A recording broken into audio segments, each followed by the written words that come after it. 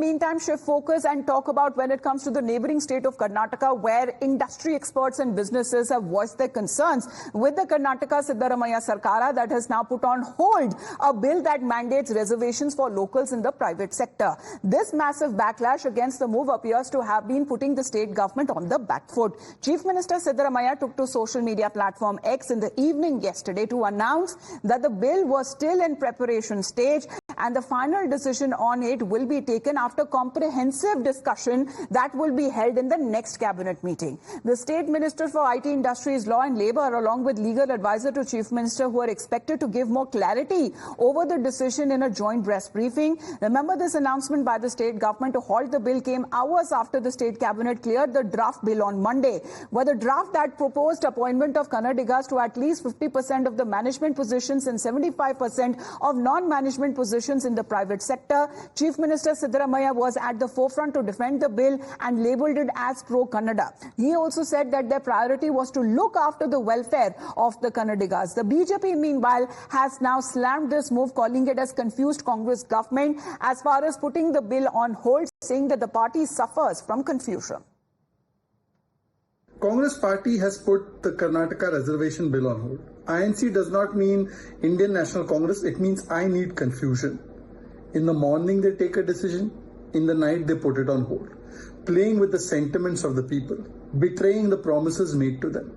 And why is this being done? It is being done for D for diversion, D for distraction, D for drama, so that they can continue to indulge in loot and not answer a question. They have looted and diverted SC/ST funds, 37%, no answer. Muda scam, 5,000 crores. Siddaramaiah ji's wife is involved, no answer. Valmiki Tribal Development Corporation scam, 180 crores. Person is committing suicide. Name the minister. Lamborghini has been brought, no answer. The manner in which people are being taxed.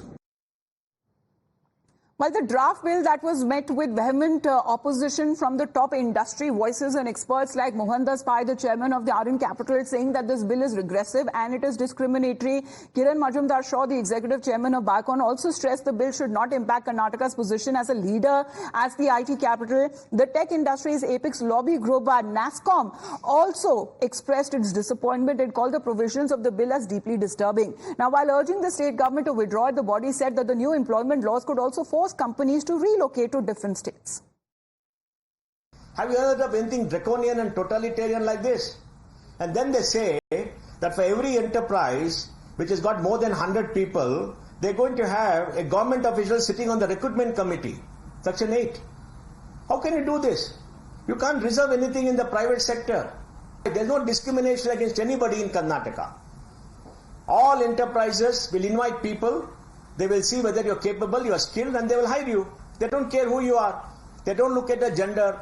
You can be male, female, or anything. They don't look at it. They don't look where you... Keeping such restrictions will only ultimately end in stopping all infrastructure projects, and the industries also will be closed. If such compulsions are imposed on the infrastructure and industries.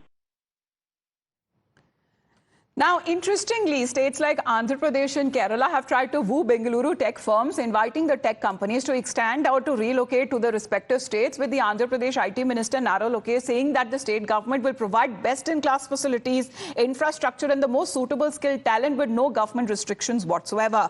Kerala also sensed an opportunity and made a similar pitch, with the State Industries Minister P. Rajiv posting on X to say that employee talent and merit are the only criteria for recruitment in the state of Kerala. But Karnataka's IT Minister Priyank Kharge was quick to react after these attempts were made to woo tech companies. Responding to Nara Lokesh's tweet, the Karnataka IT Minister questioned, and I quote, that wouldn't you also like to ensure that every company invested in Andhra Pradesh employs deserving, trained and skilled developments and individuals hailing from the state of Andhra Pradesh? He also reassured NASSCOM, saying that the state government will not do anything without taking legal scrutiny and point of views in hand, and also asserting that the government is just a call away.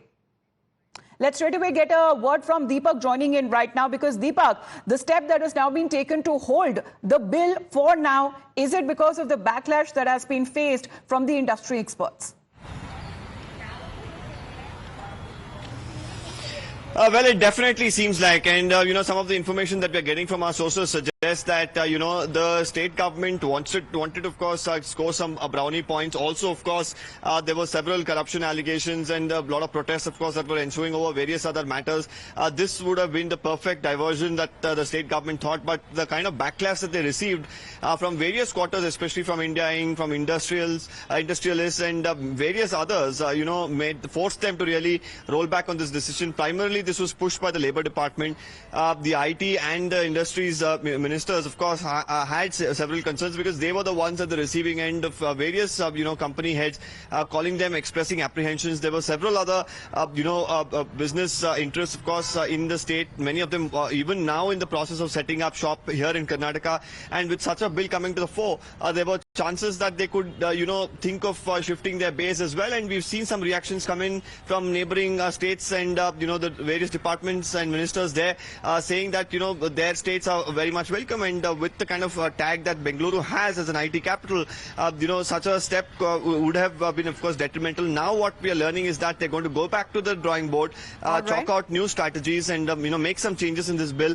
They want to go ahead with it, but of course not without any sort of changes that could combine the current. Well, there's some inside information also coming in. Let's put that out for our viewers to see, because on the Karnataka private quota bill, according to sources, top Congress broad leaders have also weighed in and saying that the government's still intent is on the bill very much, and they will be making changes, and then probably a newer version of this bill that will be brought about, taking into consideration when it comes to the industry experts as well, on their opinion, on their stand, as far as job quota bill can be reintroduced with major changes. But here it seems that the Siddaramaiah Sarkar is trying to chalk out a new plan, and the CMO has decided eventually to put the bill on hold. Of course, when it comes to the two different posts that were put up by the Siddaramaiah Sarkar, the Chief Minister himself. Of course, when it comes to the omission that was made when it comes to the C and D categories, that wasn't there in the later post. But however, in the evening, it was a completely different stand that has been taken by the government, saying and calling it's a draft bill, saying subject to changes. And of course, Priyank Kharge and all of the leaders there within the ministers, the cabinet ministers, also clarifying their stand, because this seems to be in a situation, Deepak, as we are expecting a press briefing on part of the Siddaramaiah Sarkar leaders and ministers to clarify exactly what would be their next possible step. Well, that was something that initially intended, that there would be some clarity that would be given by the ministers. But now we've just been informed that, the press conference is on a different subject, directly briefed by the Chief Minister's office. Most of the, ministers and their, representatives and the people, of course, working in their office as of now, not, revealing too many details about what this press conference is about. We have, of course, the revenue minister there, the IT minister there, the labor minister there, and, with all of them combined, including the health minister, what exactly is going to be the modus operandi of this particular, press conference? What are they going to delve into? That still remains a little bit of a secret at this point in time. All right. Well, remains to be seen, because we're just standing by and well, in the meantime, we're told that this press briefing has started. So let's dip in and listen in to what the ministers are saying.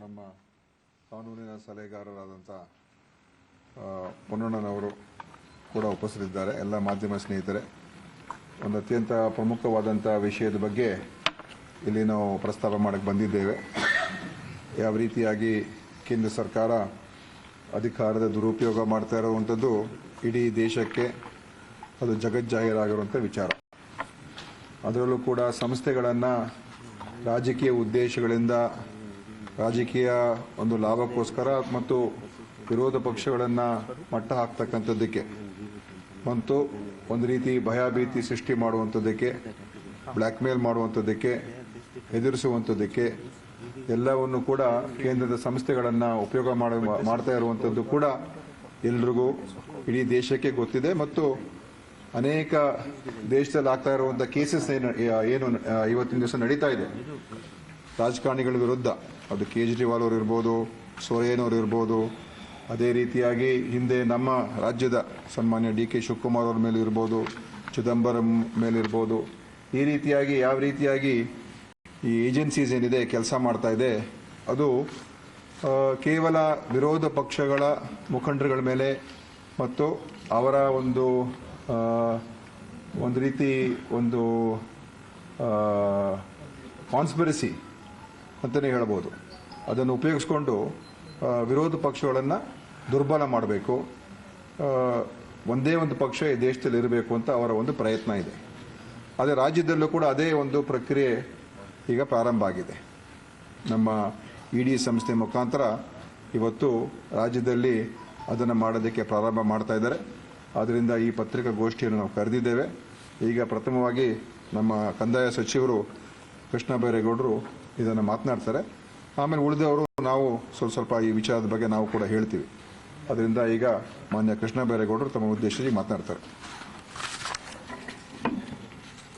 ಸ್ನೇಹಿತರೆ ನಮಸ್ಕಾರ.